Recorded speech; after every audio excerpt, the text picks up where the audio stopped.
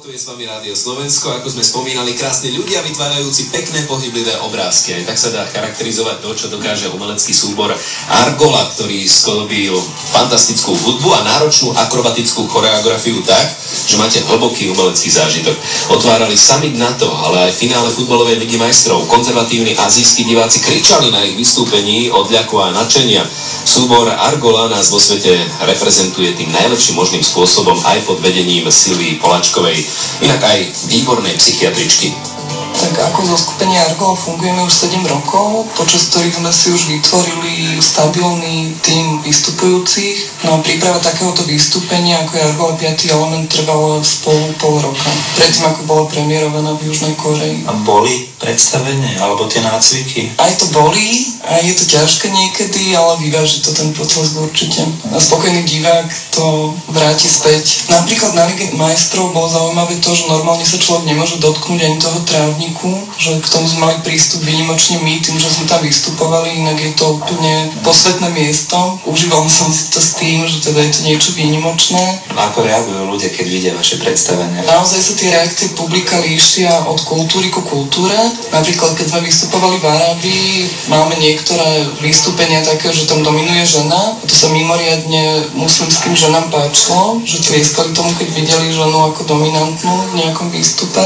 Potom aj naozaj v Ázii je to také, že tie reakcie sú niekedy také menšie, ale napriek tomu po vystúpení značením nám prídu povedať, že ako sa im to veľmi páčilo, ale počas vystúpenia to až tak nedajú najavo, čo niekedy my tak zneistíme. Čo sa týka rekvizít aj samotného náradia niektorých akrobatických výstupov, tak tá náročnosť hlavne spočíva v tom, že tam naozaj ide o ľudský život niekedy. Akrobati sú neistení, sú vo výške 10 metrov, sa držia za jednu ruku niečo a nejakého náradia a práve to zmáknuť tak, aby sme mali istotu, čo najväčšiu, že sa nikomu nič nestane, je naozaj už veľmi náročné, lebo už aj nebudem hovoriť, že komu, ale stalo sa, že už počas skúšok vo veľkých cirkusových projektoch zomreli ľudia počas skúšok, takže on to nie je sranda. A plus treba, aby tí akrobati vyzerali prirodzene, aby tam nebolo cítiť to, že majú strach, alebo že je to náročné, lebo to je to ťažšie to tak sklbiť, aby to bolo aj bezpečné a vyzeralo to zároveň, že je to niečo ľahké a nič sa nemôže stať.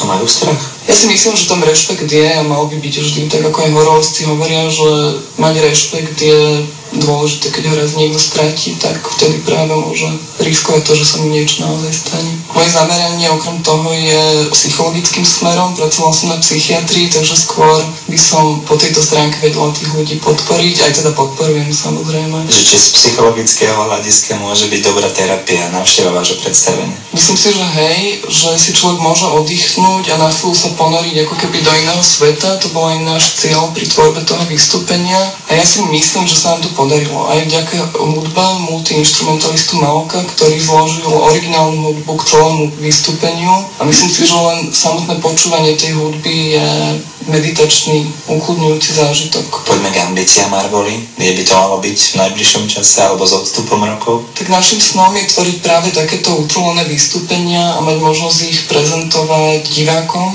ako u nás, aj v zahraničí, a vytvárať nové diela. Celovečerné vystúpenia, to je náš cieľ. Aktuálnym predstavením súboru Argola je 5. element, ktorý začiatkom budúceho roka uvidia aj diváci na Slovensku a v kuluároch sa rozpráva, že slávny Cirque du Soleil už spáva trošku ťažšie, pretože ho začína ohrozovať slovenská umelecká konkurencia.